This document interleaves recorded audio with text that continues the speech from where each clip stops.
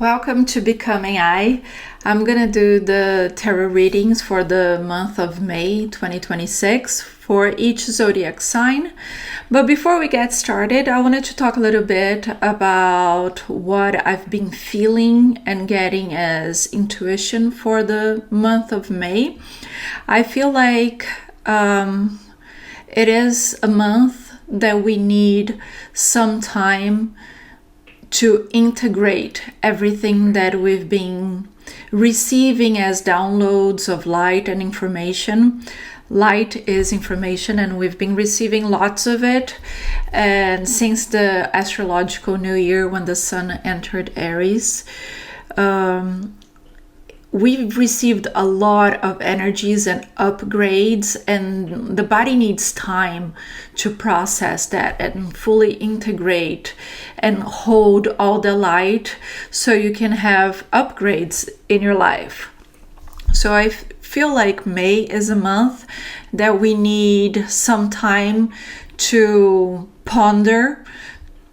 I feel to take care of yourself, some alone space, alone time that you can sit by yourself and have some time to check in with you and your feelings and how you're feeling and what are you expecting for your future. And May is going to be another big month of big revelations for the collective and individually as well. We have 2 full moons in the beginning of the month, right on the first day, May 1st, and then at the end of the month again. And full moons is when we have closures, when we have revelations, when we have things come to light, is because you have the full light from the sun and the full illumination from the moon and light from both sides, which energetically says that no evil can hide. So that's when things should come up. And we have that twice this month, which means it's a lot more information coming through. So that's something that I'm feeling like it's a big need for everybody to honor that alone time and have this space where you can sit by yourself for a few minutes a day and do an honest check-in to see how you're doing, how you're feeling about everything that is going on, because time is passing fast. Everything is kind of faster and it's hard to keep up. And this month you need time to internalize and absorb and digest and then move forward with this new version of yourself. But let's see what the cards hold for you. Leo, let's see what Spirit has for you in May.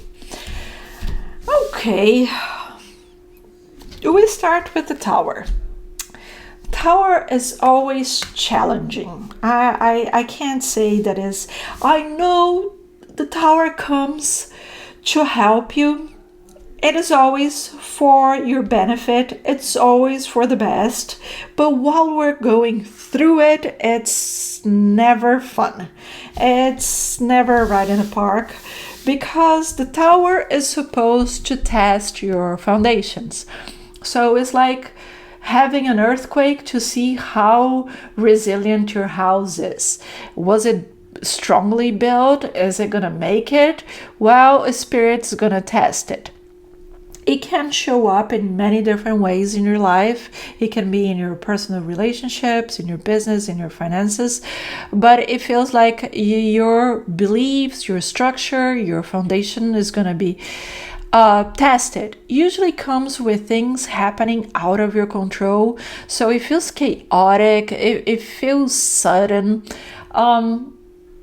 Check where you have Uranus in your Gemini in your natal chart, because Uranus is entering Gemini, and that's where this chaotic energy might pop up for you. I don't remember. I don't have here to check for you to tell you which house would affect, but you can find it online. It's not that hard to find your natal chart and see what the house means for you, because I feel that might give you a clue of where the chaos will come. But what's what I said? It's always for the best. Spirit says that this is going to bring you better opportunities. It says for you to stay aware, stay open-minded, wide open, eyes wide open to not miss the opportunity that is coming to you. That is something that is going to help you break through and break free and move forward. The Knight of Swords is always an energy to me of having help to move away from problems.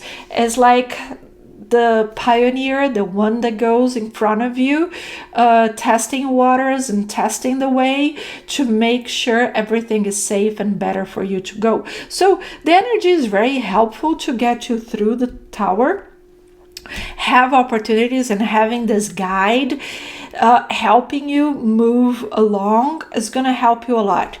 Knights sometimes are people in our life. So you might have usually is a masculine energy, but it doesn't mean that it has to be a man. It can be a person that has strong energy, strong in the sense that is assertive, that it has initiative, that is brave, that kind of profile that would help you through it. That, because I feel like sometimes when we're going through a tower moment, we have a hard time sharing with other people, because sometimes we feel like our personal problems are overwhelming and that people will judge us and not understand.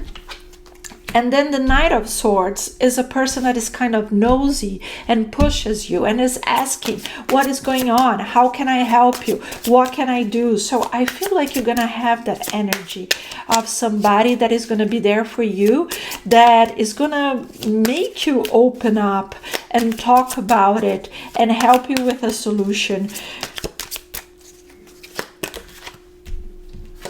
Even if you don't feel like sharing. So I like this energy. It's a very supported tower, and I think that's what Spirit wants you to know, that even though it might affect you, that you feel unstable or not safe, you're gonna have a lot of support to get you through. Opportunities coming because you couldn't see. The Five of Cups is an energy that says you only see, let me put it closer for you to see it clearly. You have full cups, but it's the energy that you can only see the ones that you spilled. So I feel like sometimes you have to be shaken so that you can look in a different direction, so you can change your perspective and see the opportunities. And I think this is what they're trying to do here. They're trying to show you the opportunity that maybe you are missing. I feel like it's Spirit saying it's right next to you. Just turn your head to the right and see it. It's almost something like that. It's right next to you. Just grab it. And the Five of Cups might be an energy of being, oh, I'm so sad, I don't feel like doing anything, that you're so looking inside yourself and feeling sorry for yourself that you're not looking around, you're not paying attention to your surroundings, you're not seeing that circumstances are changing and you have other opportunities. The High Priestess first is an energy of connecting with your intuition. So some things might come to you as answers in your dreams, pay attention to your dreams, but it's also an energy of finding the middle way. It's like when you give something to get something. You have to find that balance in life. So maybe you have to let go of something to be able to get something. So maybe Tower is coming here to push you in the direction of the opportunity, because you were attached to something that if it wasn't forced out of your life, you wouldn't move forward to where you should be. And I feel the should be is so lucky, abundant, prosperous. It's so full of ideas, fresh life. I feel like for some people is moving away from a situation that you're gonna have the opportunity to start your family, have a baby, expand your family, a lot of creativity. It's an energy of expansion. So what they're showing me now is like if you were a lobster. I think a lobster is an animal that happens that you have the shell, the hard shell, and you outgrown it. But if you don't let go of that shell, the new one won't come, the one that is more appropriate to you. What they're showing me, it was not the shell example. They were showing me a box, like you outgrown the box you're in. So it's not only thinking outside the box, but it's like it's going to be detrimental to your development if you stay inside the box, because you don't fit in there anymore. You need room to grow. You need space around you. And that's what I feel they're trying to put you in, the bigger box, so you can have room to grow, to expand yourself. The King of Cups is an advice for you to control your emotion, in the sense, I feel here, that's what I had said before. I had the feeling with this Knight of Swords of somebody nosy and kind of pushing to, drag out of you what is going on that you're not really sharing. And I feel that you have to control your emotions, in the sense of not getting upset with the person. The person is trying to help. So if the person is pushy, trying to get something out of you, is with good intentions. So they're giving you here just a heads up. Like if you have somebody like that in your life, don't feel like, oh, they're just repeating the message now. You got the Five of Cups again and the Tower again.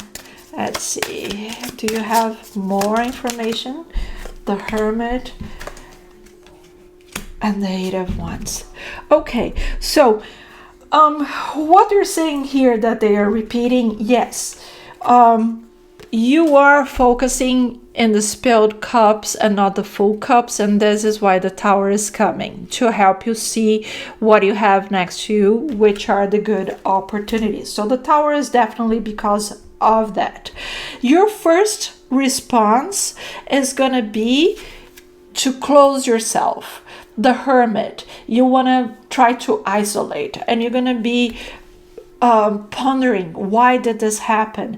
And then you have the pushy person or aspect that is going to drag you out of it to help you move forward, and that's going to make it go faster. So their advice here is for you to accept the help so that you can move past the Tower a lot faster, so you don't have to linger in the suffering and the chaos that might come to you. Anyways, I had said May is an intense month. We have 2 full moons, which usually bring things to light, and sometimes are things that were buried and that we thought we were over, and they come back again. And I said you have here something that is going to test your foundation. And also May is a month that we are digesting things, so it makes total sense what you have here. Oh, beautiful. I love when they give you such coherent message that is so easy to translate. Well, from the sacred geometry to help you through this month, they gave you healing. I love that. Healing and Gaia. What I love about the sacred geometry is that this drawing this image, it is an activation code.